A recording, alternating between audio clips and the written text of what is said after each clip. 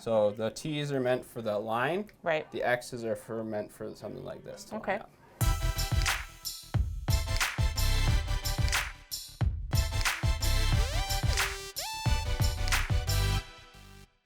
So hi, Andrea from UBED. We again have Isaac from Green Planet here. We're going to talk nutrients today. So this is how we feed our plants. Yes, there's two ways to really feed. You can either do one into a soil drench, which is this application, or you make everything prefab beforehand all into your soil.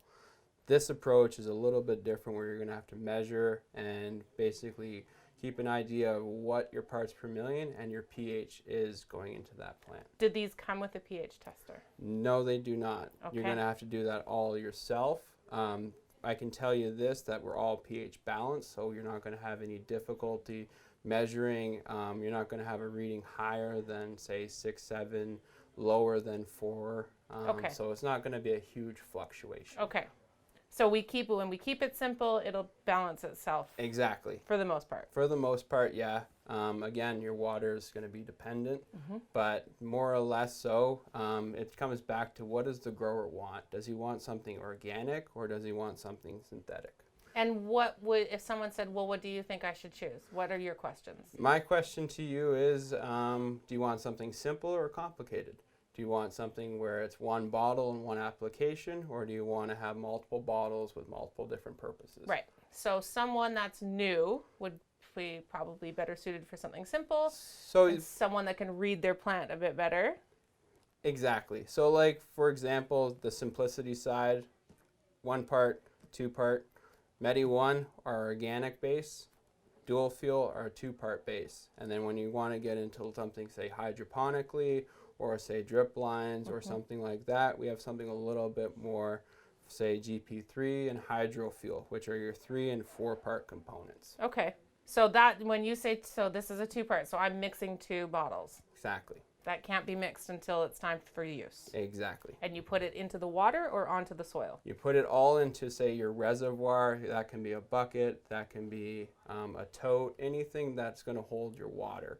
So for example, let's say we're making up a 5-gallon batch of water. We put our water in, we put our base nutrients in, and whatever additives, depending on the stage of growth the plant is in, we implement that as well. And how would I know what stage of growth I'm in? So that depends on your plant. If you have an autoflower plant, you're going to start to see pistils. If you have, say, a photoperiod plant, you're going to have to, say, switch over your lighting time to 12-12. So you would know that now I'm in flower. Exactly. Okay. And so you have, I see here, a chart.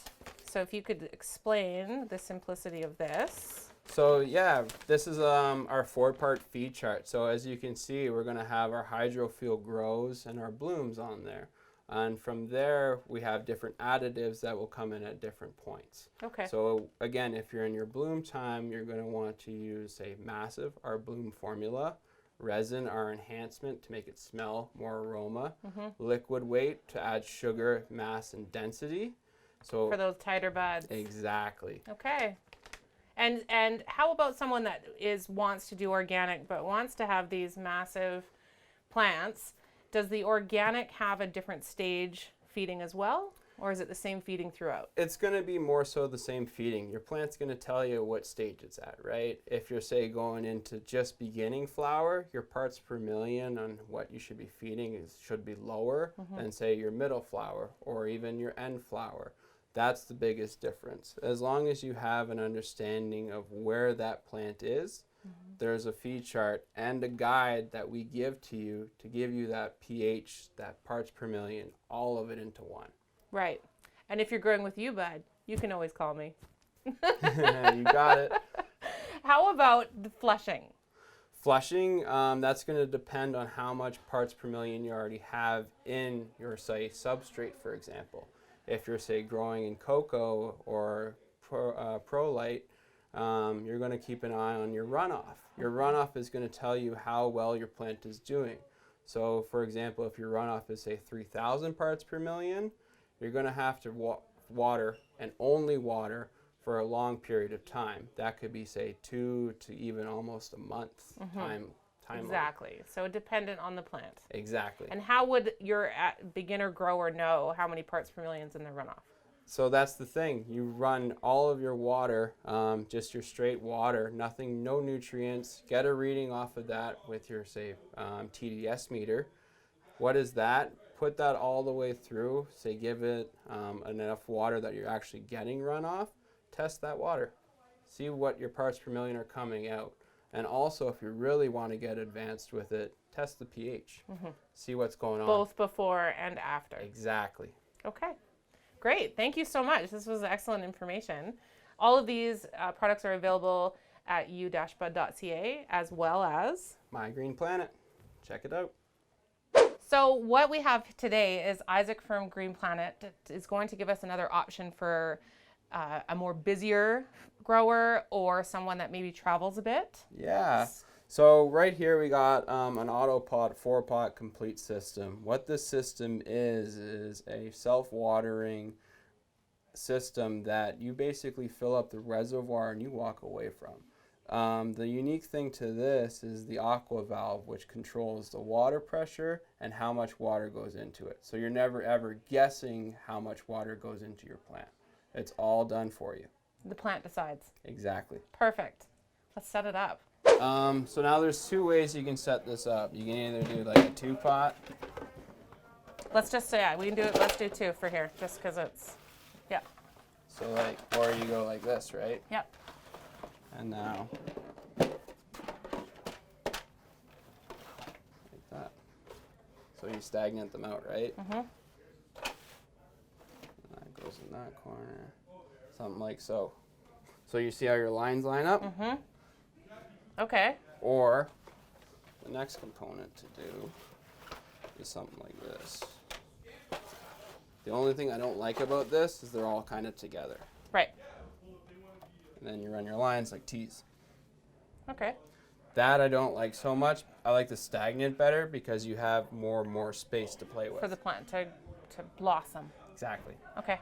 It's up to So you. yeah, let's do it the way you like it. Let's show me how it's done.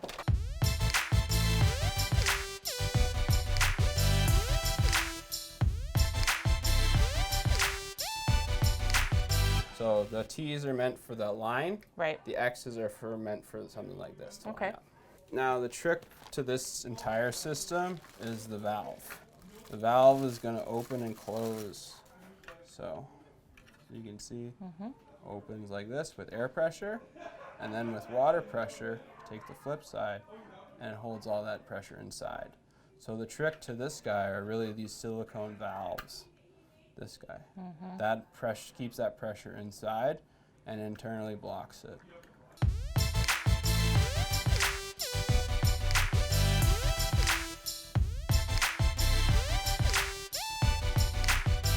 So that's pointing down, that's fine. But whenever you get something like this, not pushed down and a little bit off center, it's going to float higher than this actual input is. Okay. So then you're going to have a flood coming out that. The trick to it is make sure it's centered, push down properly. So setup is key. Key. So that's not aligned. But when I run my line to there, Okay. feed it in, Okay. you know? Yep.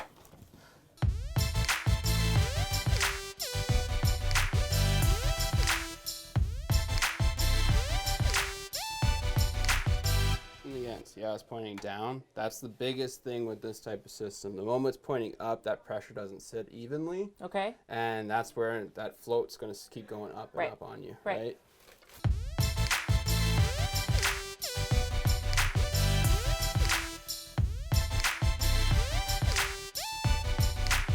And once this is set up, you shouldn't have to touch these again? Never. Okay. Never. You put this right over top. So and that's your cover. So you're not having any pests or anything Right. going in there. It's just going to always float itself, right?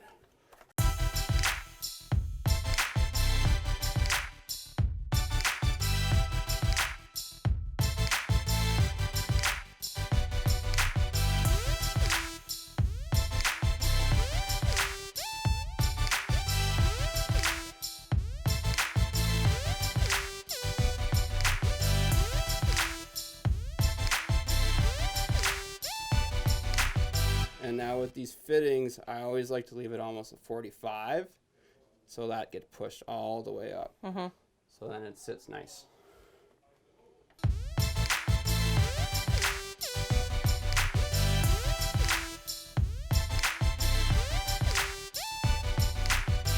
And so this box can be kept inside or outside the tent? Inside or outside. Either so one. if you have, personally, the best way to put it, outside, so all of that heat doesn't get sink into your tent or into your res. Cooking off your nutrients. Exactly. Changing your pH. That's the biggest thing. And basically, however long you want your end feed to be. If you want, you can leave it short as you want, or as long as you want. What's the advantage or disadvantage to either of those? Short, you got to move the bucket. Long, it's in the way.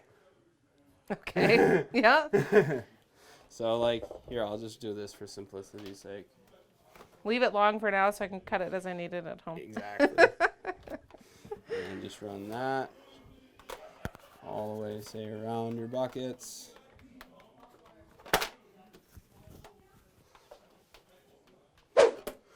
Now, the biggest step to making the system entirely work and making sure it's pressure, you're going to need to raise this 6 inches to 12 inches up.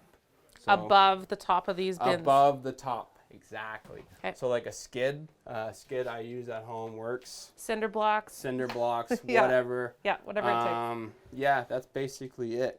And the only thing you'd want to see is make sure these lines are low.